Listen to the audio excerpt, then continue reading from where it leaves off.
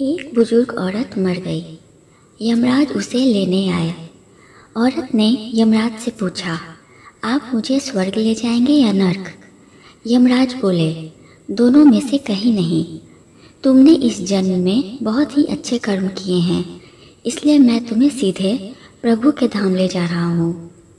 बुजुर्ग औरत खुश हो गई और बोली, धन्यवाद, पर मेरी आपसे एक विनती है। मैंने यहाँ धरती पर सबसे स्वर्ग नर्क के बारे में बहुत सुना है, इसलिए मैं एक बार दोनों जगहों को देखना चाहती हूँ। यमराज बोले, तुम्हारे अच्छे कर्म हैं, इसलिए मैं तुम्हारी यह इच्छा पूरी करता हूँ। चलो हम स्वर्ग और नर्क के रास्ते से होते हुए प्रभु के धाम चलेंगे। दोनों चल पड़े। सबसे पहले नर्क आया।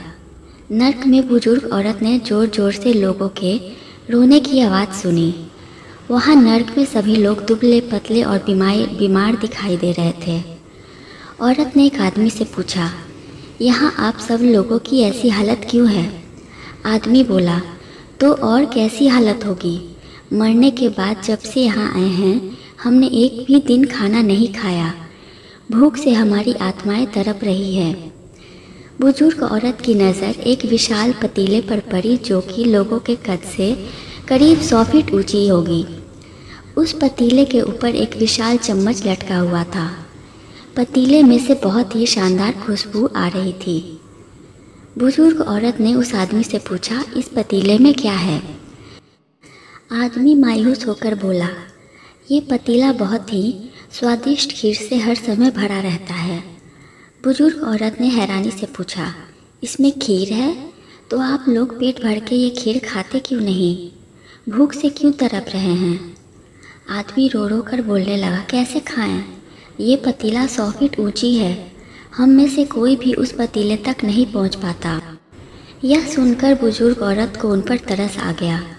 सोचने लगी, बेचारे खीर का पतीला होते हुए भी भूख से बेहाल हैं। शायद ईश्वर ने इन्हें यही दंड दिया होगा। अब यमराज बुजुर्ग औरत से बोले, चलो हमें देर हो रही है। दोनों चल पड़े। कुछ दूर चलने पर स्वर्ग आया। वहाँ पर बुजुर्ग औरत को सबके हंसने और खिलखिलाने की आवाज़ सुनाई दी।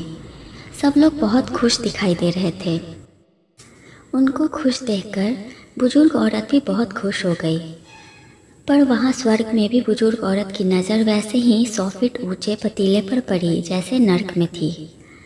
उसके ऊपर भी वैसा ही चम्मच रखा हुआ था।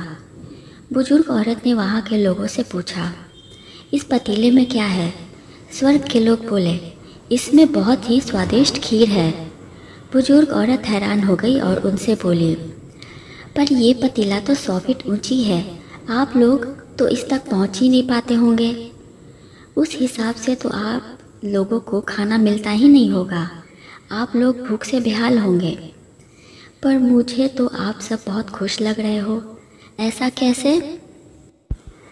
उनमें से एक व्यक्ति बोला, हम सब लोग तो इस पतीले में से पेट भरकर खीर खाते हैं।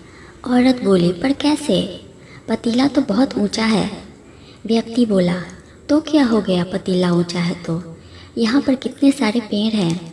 हमने इन पेड़ों की लकड़ी ली, उनको काटा और एक विशाल सीढ़ी का निर्माण किया। उस लकड़ी की सीढ़ी के सहारे हम पतीले तक पहुँचते हैं और सब मिलकर खीर का आनंद लेते हैं। बुजुर्ग औरत यमराज की तरफ देखने लगी। यमराज मुस्कुराए और बोले, ईश्वर ने स्वर्ग और नर्क मनुष्य के हाथ में सौंप रखा है। चाहे तो अपने लिए नर्क बना लो, चाहे तो अपने लिए स्वर्ग। ईश्वर ने सबको एक समान हालातों में डाला है। उसके लिए उसके बच्चे एक समान हैं। वह किसी से भेदभाव नहीं करता। वहाँ नर्क में भी पेड़ पौधे सब थे, पर वह लोग खुद ही आलसी हैं। उन्हें खीर हाथ में ही चाहिए। कोई मेहनत नहीं करना चाहता, इसलिए भूख से बेहाल है। क्योंकि यही तो ईश्वर की बनाई इस दुनिया का नियम है। जो कर्म करेगा, मेहनत करेगा, उसी को मीठा फल खाने को मिलेगा। स्वर्ग के सपने छोड़ दो, नर्क का डर छोड़ दो। बस आपकी वजह से किसी का दिल ना दुखे, इतना सोचो और बाकी सब कुदरत पर छोड़ दो। यह छोटी सी कहानी आपको कैसी लगी कमेंट में ज़रूर बताएं।